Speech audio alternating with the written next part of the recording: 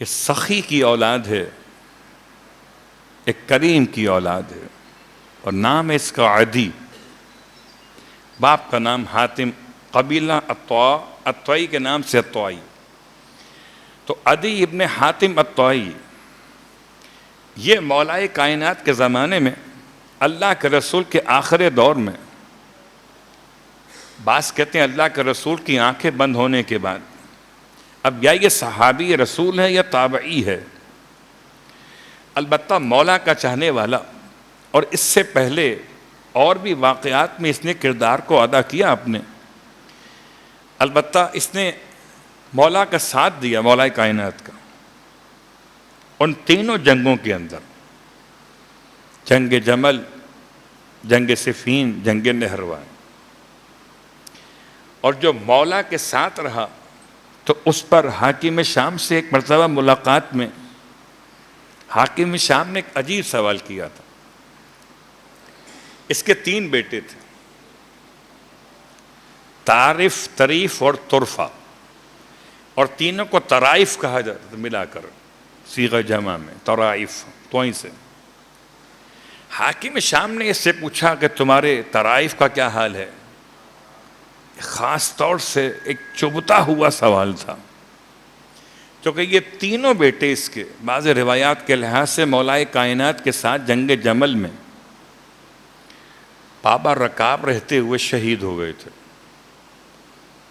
تو حاکم شام کہوں یا امیر لشکر باطل کہوں، اس نے مذاق اڑاتے ہوئے کہا کہ تمہارے وہ تینوں بیٹے کہاں ہیں. کہنا یہ چاہتا تھا کہ تینوں مارے گئے، اگلا جملہ خود کہہ دیا اس سے پہلے کہ یہ کچھ کہتے. وہ کہنے لگا علی نے تمہارے ساتھ انصاف نہیں کیا. یہ سوال و جواب ہے مولائے کائنات کی شہادت کے بعد، یہ خیال رکھیے گا. حاکم شام سے اس کی ملاقات کا یہ واقعہ مولا کی شہادت کے بعد کا. علی نے تمہارے ساتھ انصاف نہیں کیا، اپنے بیٹوں کو بچا کے رکھا. ان کے بیٹے حسن، ان کے بیٹے حسین موجود ہیں، اور تمہارے تینوں بیٹے مارے گئے. کس طریقے سے دلوں میں بغض علی کے بیچ کو ڈالا جاتا تھا، کن حساس پوائنٹس پر لا کر مولا کی حمایت سے دور کیا جاتا ایک لہجے کے لیے. اللہ اکبر، بہت نازک سا مرحلہ ہے. آپ یہاں بیٹھے ہیں بڑے آرام سے، میں پڑھ رہا ہوں، آپ سن رہے ہیں. ہاں نازک مسئلہ ہے. مثال دوں آپ کی خدمت میں، ارے میدان جنگ میں بھی نازک مسئلہ ہے کہ اگر مالک اشتر کہیں، الاشتر کہیں جیسی شخصیت اگر تلوار چلائیں اور پھر کہیں یہ خیال آ جائے کہ 35-36 کا فرق ہے، اللہ اکبر، اس کو ہم کہتے ہیں 19-20 کا فرق ہے، 1 کا فرق ہے. مالک کے ہاتھ سے 35 واصل جہنم ہوئے، مولا کے ہاتھ سے 36 واصل جہنم ہوئے. تو مالک کے ذہن میں خیال آ گیا کہ ایک اگر اور مار لیتا تو میرے مقتول اور مولا کے مقتول برابر، تعداد کے لحاظ سے برابر ہو جاتا. ابھی جملہ کہا نہیں تھا، ذہن میں خیال آیا تھا. اللہ اکبر. مالک جیسی شخصیت کے لیے امام نے ارشاد فرمایا مالک تجدید عہد کیجئے. سوچئے اگر کوئی بیعت گزار امام وقت اپنے ذہن میں یہ خیال بھی لے آئے تو اس کی بیعت کینسل. صلوات پڑھے محمد و آل محمد. اللہ اکبر.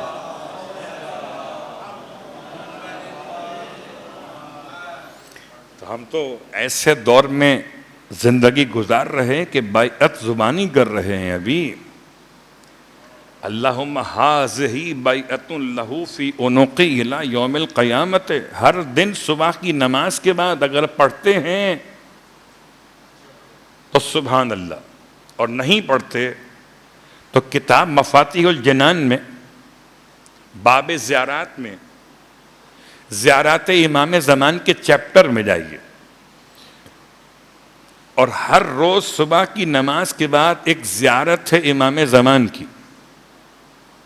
اس میں عہد کیا جاتا ہے، دعا عہد الگ ہے، اس میں عہد کیا جاتا ہے۔ اور میں جہاں تک سفر میں جن جن مقامات پر گیا ہوں، ان میں صرف مولائے کائنات کے روزے پر وہ زیارت صبح کی نماز کے بعد مائک پہ پڑھی جاتی ہے، اور اس زیارت کے آخری جملے کی ادائیگی کے لیے شیخ عباس قمی اپنے اساتذ کے لحاظ سے لکھتے ہیں کہ انداز بیعت اختیار کیا جائے۔ اللہ اکبر۔ انداز بیعت کا مطلب کہ اپنے داہنے ہاتھ کو اونچا رکھے اور اپنے بائیں ہاتھ کو نیچا رکھے، اور اپنے بائیں ہاتھ کو نیچے رکھ کر دائیں ہاتھ کے اور کہ اللہم ہذہ بیعۃ لہ فی عنقی الی یوم القیامت، یہ ہے میری بیعت امام زمان کے لیے۔ اس سے پہلے پوری زیارت ہے امام زمان کی، یہ ہے میری بیعت امام زمان کے لیے، لہو امام کے لیے، فی عنقی۔ اب یہ بعض زیارات میں لفظ رقبتی ہے، رقابتی، اور بعض زیارات میں عنقی ہے۔ اچھا، میں واقعا نہیں سمجھ پاتا تھا کیا فرق ہے دونوں کے معنی، ایک گردن، گردن، رقبہ معنی بھی گردن ہے اور عنق معنی بھی گردن ہے، مگر روضہ سرکار سید الشہداء میں جو نماز جماعت قائم کی جاتی ہے، اور سید مرتضیٰ قزوینی جیسی بزرگ شخصیت نماز پڑھاتے ہیں، اگر شاید آپ میں سے کسی نے دیکھا ہو، گئے ہوں، سفید داڑھی ہے، بوڑھے شخص ہیں، اور رائٹ سائڈ پہ جماعت میں محراب بنی ہے، لیفٹ سائڈ پر یہ پڑھاتے ہیں حرم کی نماز۔ ان کے جو مکبر ہیں جب وہ دعا پڑھاتے ہیں یہ والی، تو رقبتی، یہ رقبہ ہے۔ ہماری یہ گردن حاضر امام کے لیے، عنقی یہ ہے، اللہم ہذہ بیعۃ لہ فی عنقی الی یوم القیامت، قیامت کے دن تک کے لیے بیعت امام زمان میرے حلق میں محفوظ ہے۔ صلوات پڑھیں محمد و آل محمد۔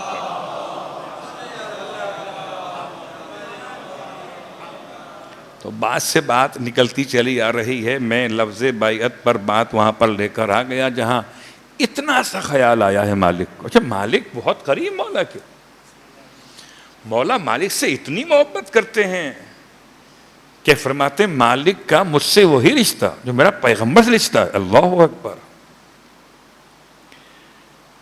مالک تجدید عہد کیجئے، مالک شرمندہ سے ہو گئے، امام مسکرائے، فرمایا مالک تم نے تلوار چلائی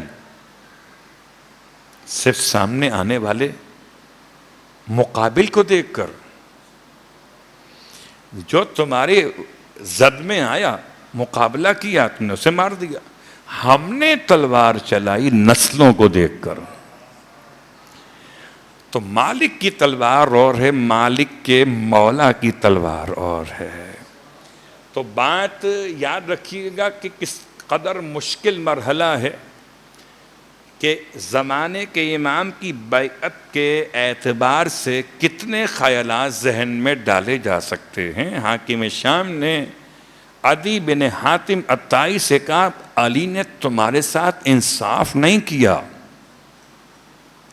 ان کے اپنے بیٹے زندہ سلامت، تمہارے تینوں بیٹے مارے گئے، یہ کیا کیا؟ اگر یہ عدی بن حاتم عطائی واقعاً کوئی عام شخص ہوتے، کہتے ہاں یہ تو ہے، بات تو تم صحیح کہہ رہے ہو، کیا کر سکتے ہیں، مگر وہ تو مولا تھے، یہ بھی مولا ہیں۔ آپ کیا سمجھتے ہیں کیا جواب ہونا چاہیے عدی ابن حاتم عطائی کا؟ اللہ اکبر۔